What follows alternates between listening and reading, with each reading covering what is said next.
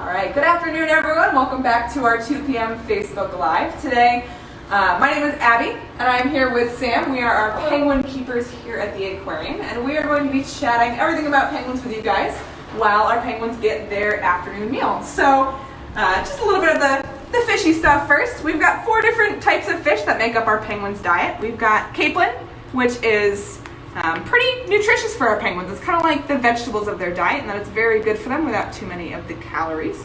We've got bird herring, which are just a small herring variety, but they're packed with fats and proteins, and for penguins who swim in very cold water, fat is a very good thing to have. We've got anchovies, which are a huge part of the diet of a wild Humboldt penguin, so it's one of their important natural food sources out in their habitat, so we have that in our penguins' diet here as well. And then last but certainly not least, we have lake smelt, which are, as you can see, much smaller than the other types of fish. And those are packed as a freshwater fish, packed with water.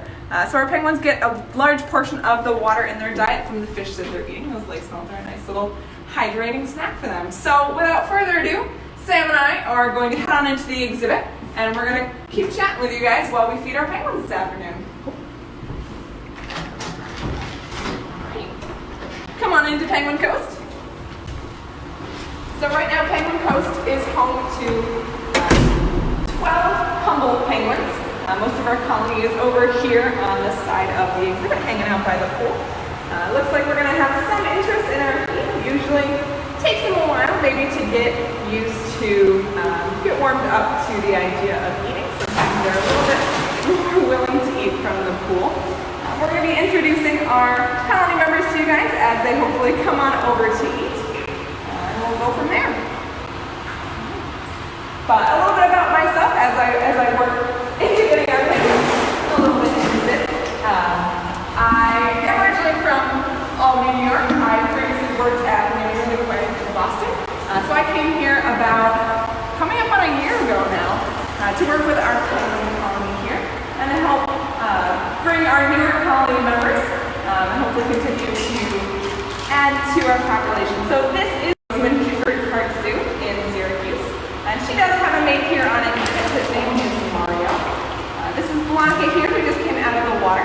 She is one of our younger penguins. She is, I believe, turning 5 this year, and she again also has a mate here. She and her mate came from the Woodland Park Zoo in Seattle. So we do have about half of our colony that have come to us more recently as additions to our colony to help bring down our age distribution and hopefully see some breeding activity here in the future.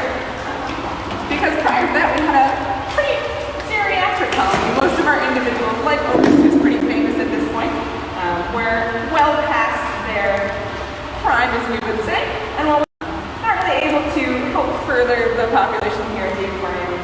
So we've got individuals here like Desi, who is a fan favorite of many of our staff. He's one of our larger penguins. He's got a little bit of splay foot, which is a condition where his legs are just a little bit offset to the side, so it gives him a pretty comical gait. But he's got a wonderful personality as well. He's taken quite a shine to our encounter program. He's very bold and adventurous when it comes to meeting guests. We've got Nino here with the purple penguins. He actually came to us this January, so he's only been here with us for a couple of years. Funny, they're standing next to each other. They are our 2 bachelors. So here is very actively looking for a mate. We are hoping to find him a single lady through the species survival plan for this species in coming years, which means a lot of activity. Means sometimes he can step on a few toes trying to find a mate because most of our other penguins are already paired off. We have got quite the group. So Araya here is one of the penguins came to us back in about 2002, I believe, from Rhode Island. And she came to be a match for there. And they have raised chicks here with us in the past, but they've recently sort of, again, gotten a little bit too old for that. But still enthusiastic when it comes to food, almost too enthusiastic. You are going for them pretty quickly. But she's a sweetheart. She's also one of our smaller penguins. Sizes range from about Araya, who goes out to about 7 pounds in comparison, all the way up to Desi, who's about 6 kilograms. Like I said, he's one of our larger penguins. Part of that is because he's a male, so male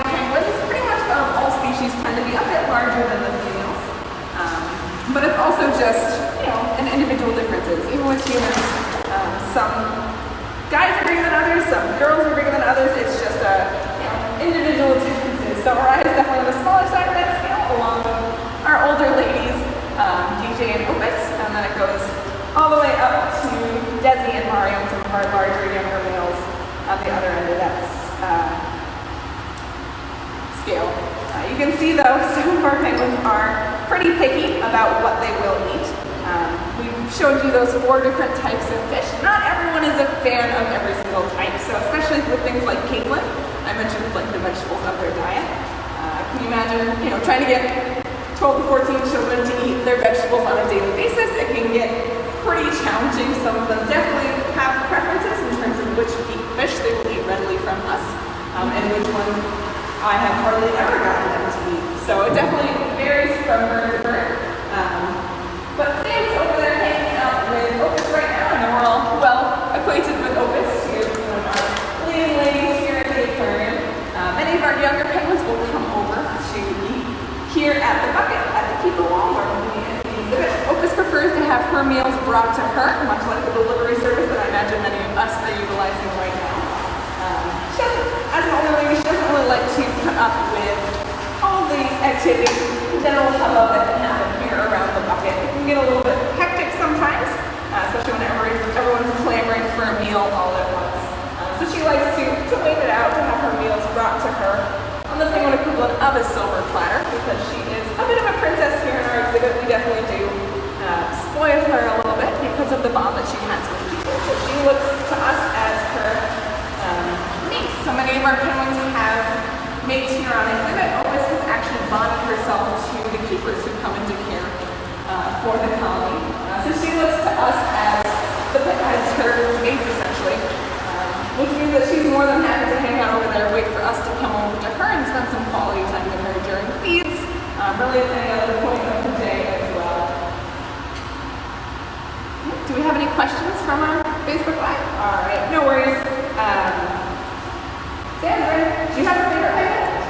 Favorite penguin? Yeah. I know we're not supposed to have favorites, but there are definitely some strong personalities here in this exhibit, and there are definitely some that endear themselves to you a bit more than others. Oh, definitely. Some of the others, but Percy does have a special place in my heart. He is one of the largest boys that we have. You might see him in the pool over there. He's wearing a white bracelet with a red stripe on it. I know we talked a little bit about him earlier, but he's just a very unique character. That's a good way to put it. Yes. I like how he walks. His feet are a bit split, and he kind of has this funny gait to him. You can certainly hear him coming without even seeing his head. It's messy. Penguin Koston here is wonderfully built that we can hose off everything. Penguins are very messy animals, but because everything's wet when the penguins move around, you can often hear their little feet slapping in puddles of water, which is a pretty sweet sound. Desi's also been a bit of a star for us recently. You may have noticed him in our video last week where he went around to visit some of our staff in their offices. So he's been out and about a little bit more in the aquarium, starting to, stretch his wings per se, get a little bit more brave, which is a pretty cool transition to see for him. I believe he came from a facility where they really didn't do the same kinds of encounter programs that we did, so to see him get so used to that and start to become himself and let his personality shine in those so other people can get to know him on that level as well is really, really endearing. For the most part, penguins in their natural habitat really don't want anything to do with humans or even with other penguins aside from their mates. So to see them start to seek out that attention and to shine a little bit is quite special. I like Burgess too. I enjoy her personality a lot. She's standing Right on the edge of here on the right-hand side. That lovely lady is Burgess, and she is a very curious penguin. She definitely wants to know what's happening, what's up, especially with enrichment and toys that we have in the pool, anything worth interacting with. She's definitely on the scene first and always curious to know what's happening. So I enjoy that curiosity of hers. They're all. That was nice. So we have a question. Do penguins bite when you go in to feed them? Mostly not intentionally. So you actually asked that question right as we bit the back of my hand a little bit.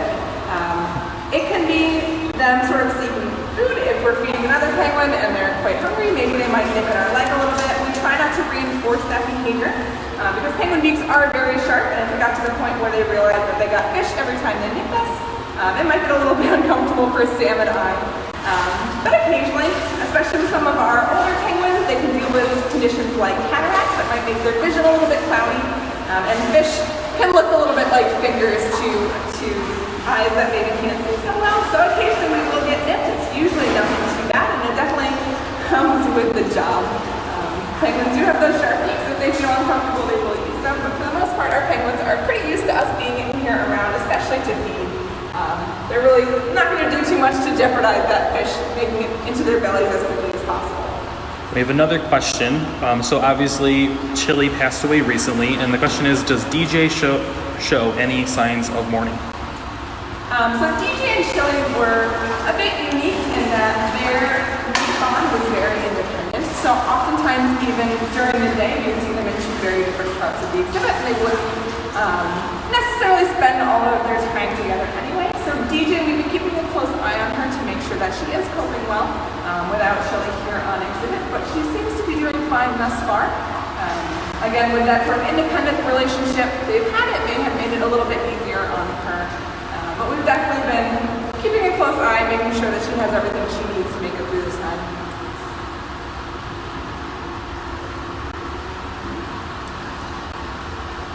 And how long do penguins sleep for? So that's a tough question. I actually get that one a lot, and I've never actually been able to dig up a good answer for that. But generally speaking, they are going to be most active during the day. So they're going to spend a lot of their time in their natural habitat foraging. They're going to spend a lot of their time doing things like preening, interacting with each other. And most of the evenings, they're probably going to be pretty sedentary. They're going to be resting. They're going to be either tucked up in their nests or resting out here on the beach. Probably for several hours at a time in the night.